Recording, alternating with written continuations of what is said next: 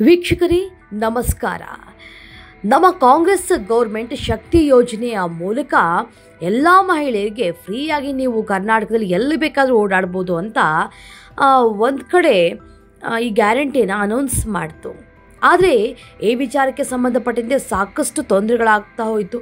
ಅದರ ಜೊತೆಗೆ ಒಂದು ಅಸಲಿ ಸತ್ಯವನ್ನು ಇವತ್ತಿನ ಈ ವಿಡಿಯೋದಲ್ಲಿ ಹೇಳ್ತಾ ಹೋಗ್ತೀವಿ. ನೋಡಿ, ಅದೇನು ಅಸಲಿ ಸತ್ಯ, ಮಹಿಳೆಯರಿಗೆ ಇದು ಅನುಕೂಲವ ಅನಾನುಕೂಲವ, ಯಾವ ರೀತಿಯಾಗಿ ವರ್ಕ್ ಆಗ್ತಾ ಇದೆ, ಇದೆಲ್ಲವನ್ನು ಕೂಡ ಈ ಒಂದು ವಿಡಿಯೋದಲ್ಲಿ ನೋಡ್ತಾ ಹೋಗೋಣ.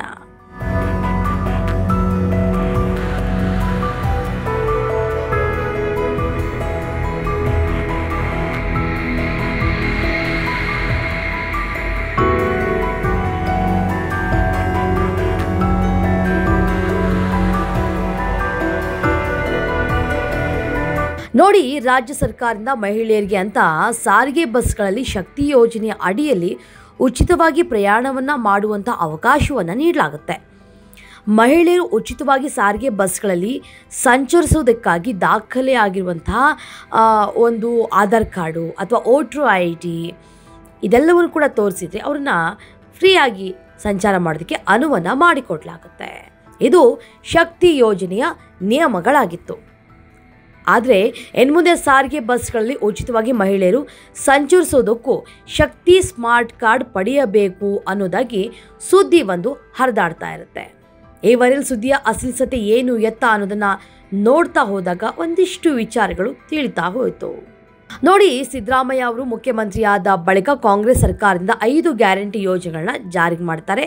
ಅದರಲ್ಲಿ ಸಾರಿಗೆ ಬಸ್ಗಳಲ್ಲಿ ಮಹಿಳೆಯರು ಉಚಿತವಾಗಿ ಸಂಚರಿಸೋದಕ್ಕೆ ಅವಕಾಶವನ್ನು ಮಾಡಿಕೊಡುವಂಥ ಯೋಜನೆಯೇ ಅದು ಶಕ್ತಿ ಯೋಜನೆ. ಆರಂಭದಲ್ಲಿ ಇದಕ್ಕಾಗಿ ಮಹಿಳೆಯರು ಶಕ್ತಿ ಸ್ಮಾರ್ಟ್ ಕಾರ್ಡ್ ಪರಿಚಯಿಸಲಾಗುತ್ತೆ ಅಂತ ಹೇಳ್ತಾ ಇದ್ರು. ಆದರೆ ಈವರೆಗೂ ಅದನ್ನು ಜಾರಿ ಮಾಡಿಲ್ಲ. ಇದರ ನಡುವೆ ಮಹಿಳೆಯರು ಸಾರಿಗೆ ಬಸ್ಗಳಲ್ಲಿ ಉಚಿತವಾಗಿ ಸಂಚಾರವನ್ನು ಮಾಡೋದಕ್ಕೆ ಆಧಾರ್ ಕಾರ್ಡ್ ಅಥವಾ ವೋಟರ್ ID ಕಾರ್ಡ್ ಸೇರಿದಂತೆ ವಿವಿಧ ದಾಖಲೆಗಳನ್ನು ತೋರಿಸಿದರೆ ಕರ್ನಾಟಕದವರು ಅಂತ ಅದು ಕನ್ಫರ್ಮ್ ಆಯಿತು ಅಂದರೆ ಉಚಿತವಾಗಿ ಅವರು ಕರ್ನಾಟಕದಲ್ಲಿ ಎಲ್ಲಿ ಬೇಕಾದರೂ ಓಡಾಡಬಹುದು. ಆದರೆ ಇನ್ನು ಮುಂದೆ ಇವು ನಡೆಯೋದಿಲ್ಲ. ರಾಜ್ಯ ಸರ್ಕಾರದಿಂದ ಶಕ್ತಿ ಸ್ಮಾರ್ಟ್ ಕಾರ್ಡ್ ಕಡ್ಡಾಯಗೊಳಿಸಲಾಗಿದೆ. ಇದಕ್ಕಾಗಿ ಆದೇಶವನ್ನು ಕೂಡ ಮಾಡಿದೆ. ಮಹಿಳೆಯರು ಶಕ್ತಿ ಸ್ಮಾರ್ಟ್ ಕಾರ್ಡ್ ಹೊಂದಿದರೆ ಮಾತ್ರ ಅವಕಾಶ ಕೊಡೋದಾಗಿ ಹೇಳಿಕೆಯನ್ನು ಕೊಟ್ಟಿದ್ದಾರೆ. ಇನ್ನು ರಾಜ್ಯ ಸರ್ಕಾರದ ಸಾರಿಗೆ ಇಲಾಖೆಯನ್ನು ಆ ವೆಬ್ಸೈಟ್ನಲ್ಲಿ ಅಧಿಕೃತವಾಗಿ ತಿಳಿಸ್ಕೊಟ್ಟಿದ್ದಾರೆ. ಆದರೆ ಈ ರೀತಿಯ ಯಾವುದೇ ಆದೇಶ ಮಾಡಲಾಗಿಲ್ಲ ಅನ್ನುವಂಥ ಸುದ್ದಿ ಕೂಡ ಈಗ ಇದೆ.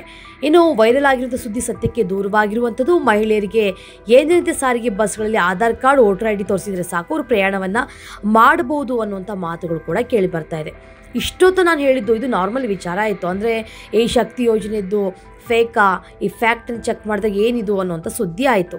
ಆದರೆ ಇನ್ನೊಂದು ವಿಚಾರ ಗೊತ್ತಾ, ಒಂದು ಕಡೆ ಉನ್ನತ ಮೂಲಗಳು ಹೇಳ್ತಾ ಇದ್ದಾವೆ, ಈ ಒಂದು ಯೋಜನೆಗಳೆಲ್ಲ ಏನಿದ್ದಾವಲ್ಲ, ಈ ಗ್ಯಾರಂಟಿಗಳು ಆಫ್ಟರ್ ಲೋಕಸಭಾ ಎಲೆಕ್ಷನ್ ರಿಸಲ್ಟ್ನ ನಂತರ ಯಾವುದು ಗ್ಯಾರಂಟಿ ಅಲ್ಲ. ಇದು ನೆಕ್ಸ್ಟ್ ಬೇರೆ ಬೇರೆ ನೆಪಗಳನ್ನು ಹೇಳಿ ಕಾಂಗ್ರೆಸ್ ಸರ್ಕಾರ ಈ ಎಲ್ಲ ಗ್ಯಾರಂಟಿಗಳನ್ನು ಸ್ಥಗಿತಗೊಳಿಸುತ್ತೆ. ಒಂದು ಕಡೆ ಸ್ಮಾರ್ಟ್ ಕಾರ್ಡ್ ಗುಲ್ಲನ್ನು ಹಬ್ಸಿರುವಂಥದ್ದು, ಇನ್ನೊಂದು ಕಡೆ ಇಲ್ಲ ನೀವು ಆಧಾರ್ ಕಾರ್ಡ್ ತೋರಿಸ್ಕೊಂಡು ಹೋಗ್ಬೋದು ಅನ್ನೋಂಥ ವಿಚಾರಗಳು ಇರುವಂಥದ್ದು. ಆದರೆ ಇದ್ಯಾವುದೂ ಕೂಡ ಅಲ್ಲ. ಸತ್ಯ ಏನು ಅಂದರೆ ಲೋಕಸಭಾ ಎಲೆಕ್ಷನ್ ಆದ ಬಳಿಕ ಈ ಎಲ್ಲ ಗ್ಯಾರಂಟಿಗಳು ಮಕಾಡೆ ಮಲಗುವಂಥ ಲಕ್ಷಣಗಳಿದೆ ಅನ್ನುವಂಥ ಹೇಳಿಕೆಗಳನ್ನು ನಾವು ಕೇಳ್ತಾ ಇದ್ದೀವಿ. ಅದಕ್ಕೆ ಏನಪ್ಪ ಹಾಗಾದರೆ ಪ್ರೂಫ್ ಅಂತ ನೀವು ಕೂಡ ಕೇಳಬಹುದು. ಅದಕ್ಕೆ ಪ್ರೂಫ್ ಏನು ಅಂತ ಅಂದರೆ ಇತ್ತೀಚೆಗೆ ನಾವು ನೋಡ್ತಾ ಇರ್ಬೋದು, ರಾಜು ಕಾಗೆಯವರು ಕೂಡ ಪ್ರಚಾರದ ಸಂದರ್ಭದಲ್ಲಿ ಹೇಳ್ತಾರೆ ಒಂದು ಮಾತನ್ನು. ನೋಡಿ, ನೀವು ಹೆಚ್ಚಿನ ಒಂದು ಮತದಲ್ಲಿ ನಮ್ಮನ್ನು ಗೆಲ್ಲಿಸಲಿಲ್ಲ ಅಂದರೆ ಕರೆಂಟ್ ಕಟ್ ಮಾಡ್ತೀವಿ ಅಂತ.